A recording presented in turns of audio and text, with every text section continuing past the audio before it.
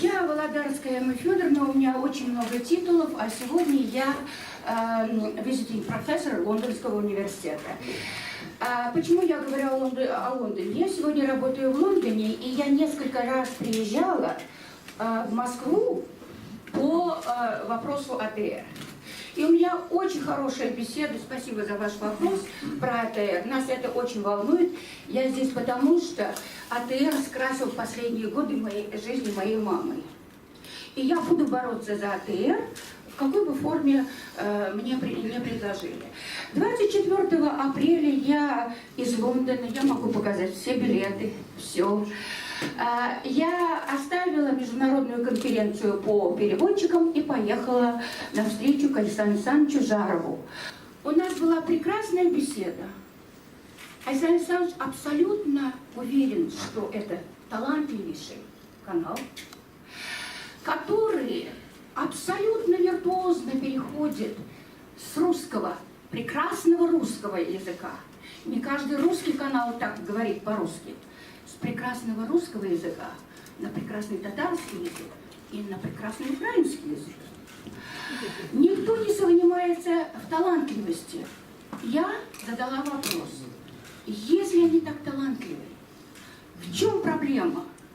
Может быть, не так кланяются, как другие каналы. Иногда просто неприятно смотреть. Москва не ждет вот таких попробований. Да? Нет, как многие другие. Я вам говорю то, что я сказала Александру Александровичу, и переделывать свои слова я не буду. Я ему сказала, ну народ такой, гордый народ. Хотите, я вам поклонюсь за них? Теперь тут вот такая небольшая игра идет.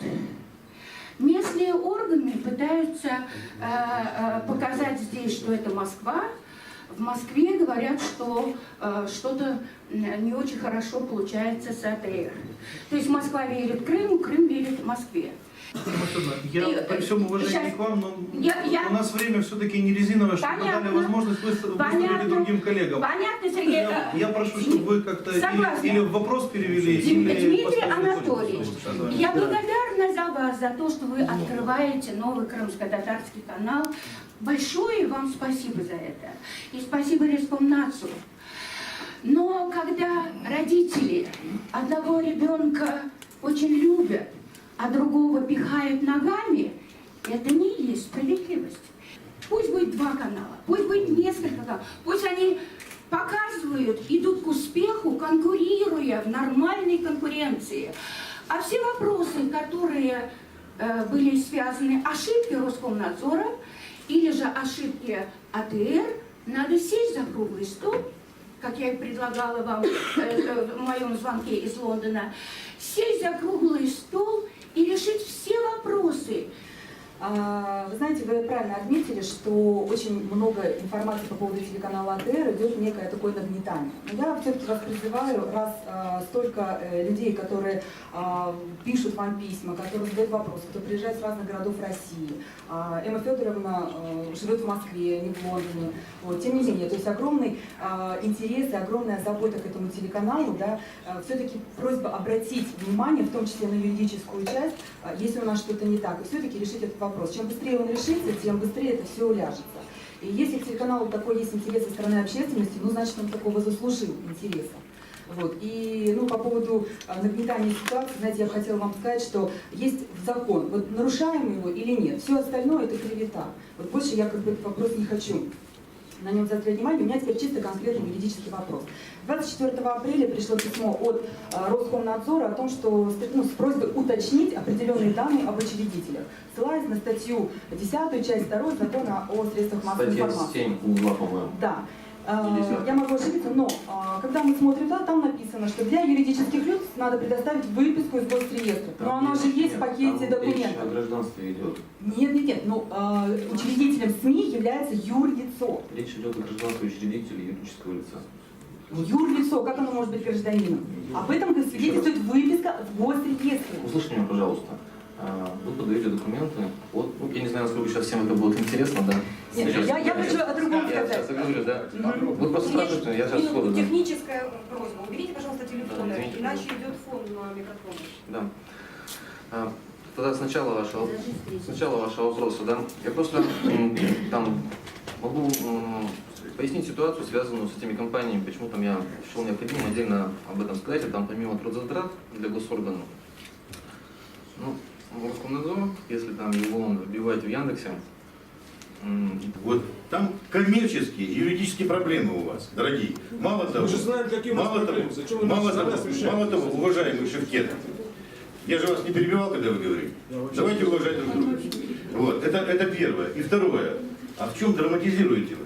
Сейчас начинает работу Крымско-Татарский канал.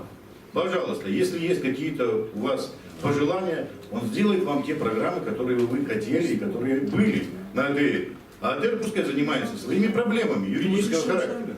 Плюс ко всему, вот то, что говорил мой коллега Шонус, я вообще крайне был возмущен, когда Крымско-Татарский канал АТР делал ссылки на интернет-страницы, где они носили явно антироссийский характер, понимаете?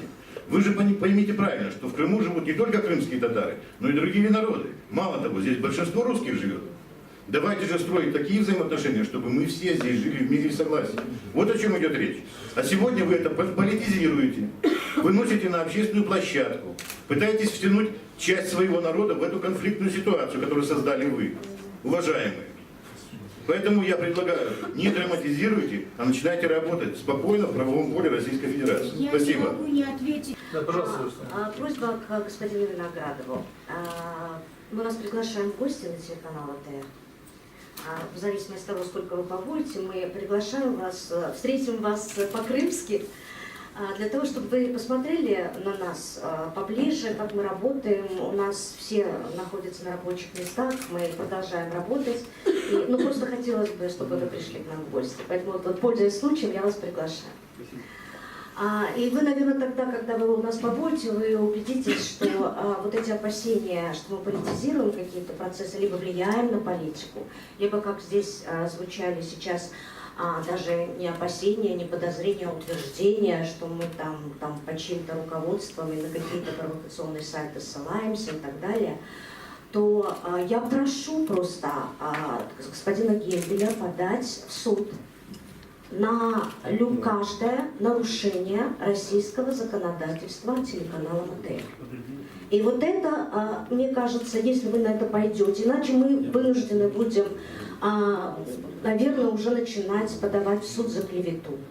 Потому что у нас здесь, в Крыму, в том числе и вот в этой уважаемой аудитории, некоторые люди сначала придумали для себя образ такой страшилки, потом сами в него поверили. Но давайте будем жить, исходя из норм российского законодательства.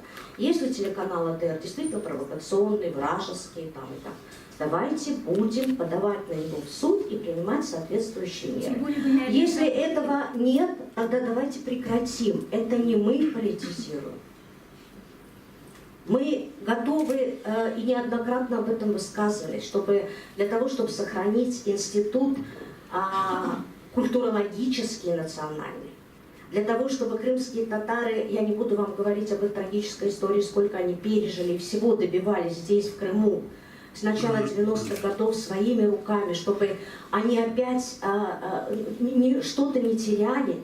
Мы готовы были отказаться от людей конкретных, которые работают на канале, которые вызывают раздражение. И я и Сергею Валерьевичу, и вам, Дмитрий Анатольевич, говорила, что если я раздражаю, я уйду.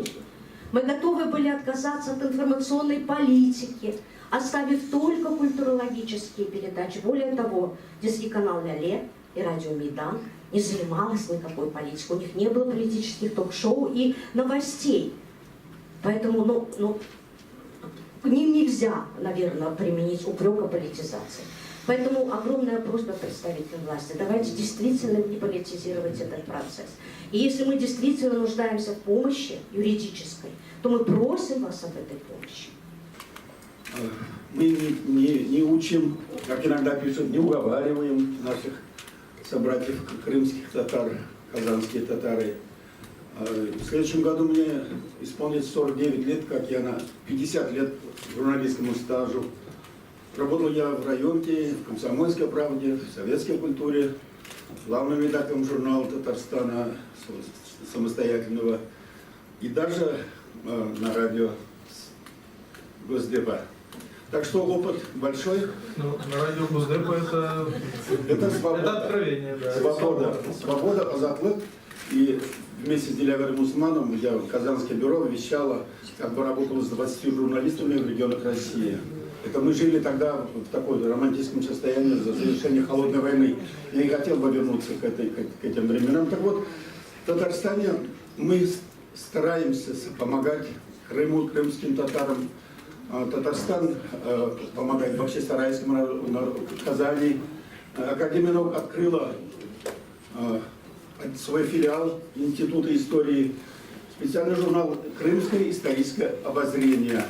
Там, где наша помощь такая полезная. Знаете почему? Ну, говорят разные народы, но ведь как разные? Конечно, языковые, какие-то психологические, может быть, особенности разные есть, но мы дважды в одном государстве, в одной стране жили, даже трижды. Потому что Золотая Орда, когда распалась, Крымское ханство, Казанское, Касымское, Сибирское, Астраханское. У нас есть Гаспринский, у нас есть газета «Тарджаман» на русском, татарском языке, прекрасно понимали. Ну, хочешь, не хочешь, у нас царская империя, Российская империя тоже была 300-200 лет общие, и советская тоже. Поэтому мы, конечно, не чужие, и готовы поделиться и опытом, и сомнением. Мы тоже с тревогой восприняли весь регистрации, проблемах этих. Конечно, мы не понимаем. В отличие от вас, я не видел никаких документов. И даже в дебри эти даже не хочется лезть. Но раз я сказал свой возраст, свой опыт, могу сказать, что в этнокультурных делах, а я был председателем Федеральной автономии татар России, и 5 лет, еще 10 лет был зампредом Конгресса татар. Могу сказать, что этнокультурные вопросы народа и социальные вопросы, если они решаются, страшно противоречат с политикой. И даже Владимир Ильич Юрьев говорил, вы не участвуете даже в выборных кампаниях. Вот так. К сожалению, часто этнические вопросы разыгрывают политические большие силы. К сожалению, это происходит. И у меня в конце задам вопрос, которому объясню следующее. Значит, а мы можем ли мы сейчас в эфире спокойно вещать или вести вот такую этнокультурную работу, если регионы и страны, где мы живем, находятся в состоянии информационной войны? Будем ли мы нормальными СМИ, если мы участвуем в ней? Если еще в политику, в той ситуации, когда, к сожалению, страна, ваша Украина и Россия тоже в информационной иной войне как-то находится, как бы, и, естественно, даже по миру нагнетается по миру психоз ядерной войны. Можем ли мы нормально работать, решать национальные вопросы участвования? Я, конечно, призываю не участвовать, не включать, даже если законы все в порядке. Если начинается взаимоотношения сложнейшие с Меджлисом, которым мы заключали соглашение в прошлом году, Украина и Россия, как только вот туда мы коснемся, ни одно средство информации нормально не проживет, даже если будет регистрированными. Средства найдутся, потому что у меня лет 8 тому назад местную трансляцию радио «Азатлык» тоже закрывали. У меня опыт это есть. Вопрос у меня такой. Обеим сторонам, возможно ли регистрация, нормальная работа, работа без запрета, если взаимно отказаться от политики, от информационной войны, заниматься социальными проблемами, этнокультурными проблемами, которых у крымских татар, у всех наций России навалом. Вот у меня, возможно, это риторический вопрос, но действительно предостерегаю. В рамках политики и войны это невозможно ни решать наши проблемы, ни решать. АДР уже предложила снять все в новостную... Кстати, в прошлом году, когда приезжала делегация Меджлиса, я встречался с Ленуром Исламовым, я задавал ему этот вопрос, и тогда, в апреле месяце, и те члены правления, и Исламов были очень лояльны, они допускали взаимодействие и исполнение федеральных российских законов, хотели сотрудничать, с нами, с Татарстаном. Потом что-то после мая изменилось. Спасибо вам за вопрос. Я хотел прокомментировать. Уважаемые коллеги из Татарстана, хочу сказать, я вас знаю тоже и знаю, что вы хорошо знаете проблематику крымскую. И вот та информационная война, о которой вы говорите, к сожалению, она вся зиждется сегодня, и ее фундамент основан на политизации крымско-татарского вопроса. И с этого вся информационная война, которая сегодня направлена на Крым со стороны других государств и целых государственных сообществ, она вся основана на крымско-татарской политике и на крымско-татарском вопросе. И поэтому правильно сегодня вы заметили, и Эмма Федоровна вот об этом говорит, я часто буду сегодня на это ссылаться, что когда мы поймем, что крымско-татарский вопрос нужно решать здесь, сегодня и нигде в другом месте, тогда мы, я считаю, что осуществим вот прорыв во всем этом направлении. Когда мы будем апеллировать и обращаться сегодня в поисках решения крымско-татарского вопроса к нашим недругам, то я не думаю, что это будет способствовать решению наших вопросов. Поэтому то, что мы сегодня здесь обсуждаем, здесь никакой нет политики. Здесь есть, вот мы все к этому сходимся во мнении, есть, еще раз хочу сказать, юридические вопросы, которые должны решить между собой юристы. И не нужно делать из этого какой-то демарш, не нужно делать из этого какой-то спектакль.